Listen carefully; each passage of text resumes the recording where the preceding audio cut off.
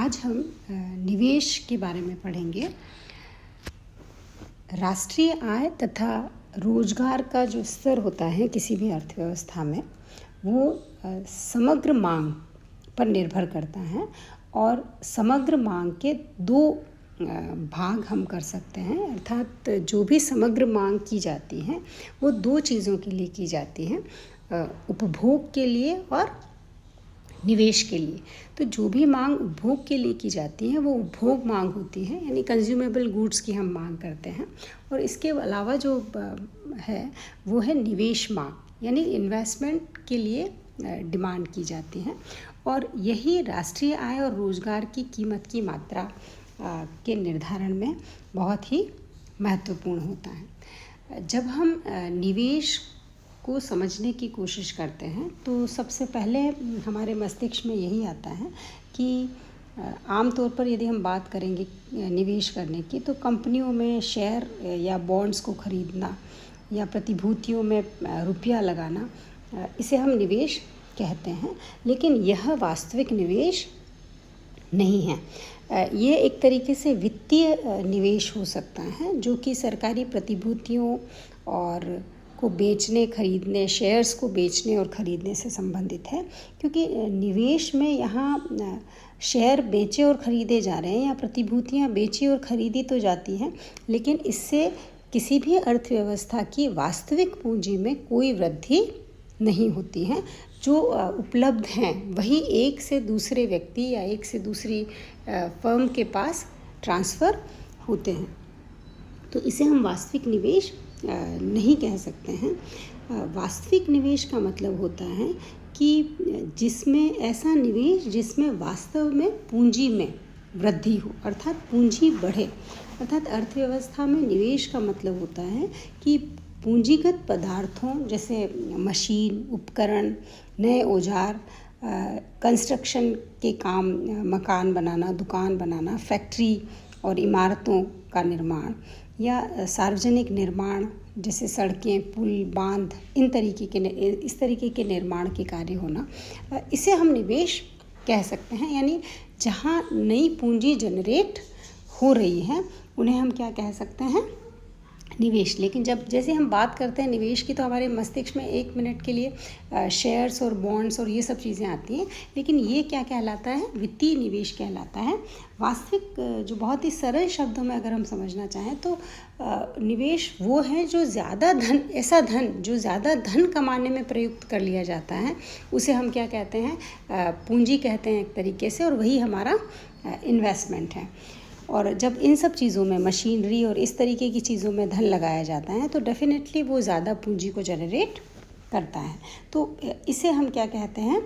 वास्तविक निवेश कहते हैं। और कीन्स ने उपभोक्ता भंडारों में वृद्धि को भी पूंजी में शामिल किया है। इसे भी उन्होंने पूंजी ही माना है। दो तरीके के निवेश हम समझ सकते हैं। एक तो स्वतंत्र रूप से निवेश किया जाता है और एक प्रेरित निवेश होता है। एक प्रेरित निवेश का मतलब होता है जो ऐसा निवेश जो कि जिसको कहाँ से प्रेरणा मिल रही है? आय में वृद्धि से प्रेरणा मिल रही है। यानी स्वतंत्र निवेश और प्रेरित निवेश में यदि हम स्वतंत्र निवेश की बात करें तो उसका अर्थ है कि आय में कमी और वृद्धि से उस निवेश पर कोई फ़र्क नहीं पड़ता। यानी आय बहुत ज़्यादा हो या आय कम हो, उससे निवेश की स्थितियों में फ़र्क नहीं पड़ता है। यहाँ आप इस डायग्राम में देख सकते हैं कि जो इन्वेस्टमेंट लाइन है बिल्कुल स्ट्रेट है, सीधी रेखा है। यानी इनकम अगर इतनी है, इस पॉइंट पर कहीं इनकम है तब भी निवेश यही रहेगा, और इनकम आपकी बढ़ गई तब भी निवेश क्या रहेगा? इन्वेस्टमेंट। हमने इस तरफ वाई एक्सिस पे देखा है, एक्स एक्सिस पे हमने क्या देखा है? इनकम देखा है। तो इन्वेस्टमेंट पर इनकम का कोई प्रभाव, यानी यह आय से एक तरीके से क्या है? स्वतंत्र है। लेकिन इस दूसरे डायग्राम में हम देखते हैं जहाँ की हम प्रेरित निवेश को बता रहे हैं, और जैसे जैसे इनकम बढ़ रही है, आप देखिए एक्स अक्ष पर इनकम देखिए हमने, वाई अक्ष पर इन्वेस्टमेंट लिखा है। तो जैसे जैसे आय बढ़ रही है वैसे वैसे इन्वेस्टमेंट भी क्या हो रहा है? बढ़ रहा है। तो ये निवेश क्या कहलाता है? प्रेरित निवेश कहलाता है, जो कि आय में वृद्धि के साथ बढ़ रहा है और जैसे जैसे आय बढ़ेगी और वो इन्वेस्टमेंट भी क्या हो जाएगा, बढ़ेगा। नेक्स्ट हम देखते हैं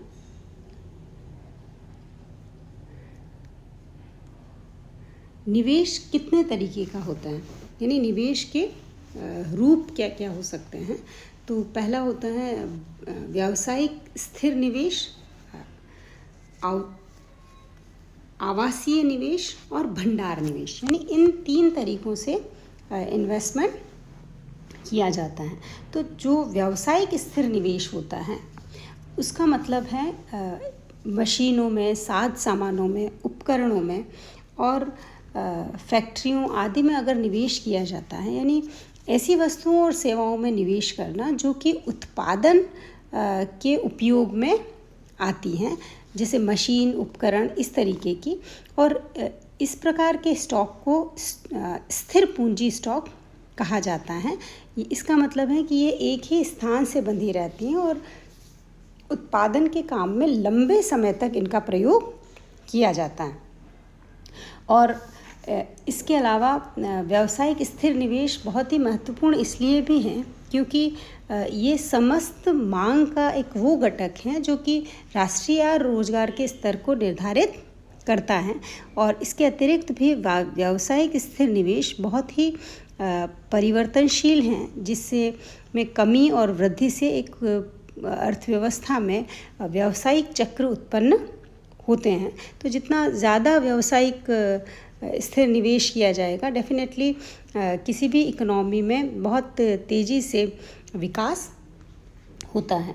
दूसरा हम बात करते हैं भंडार निवेश की।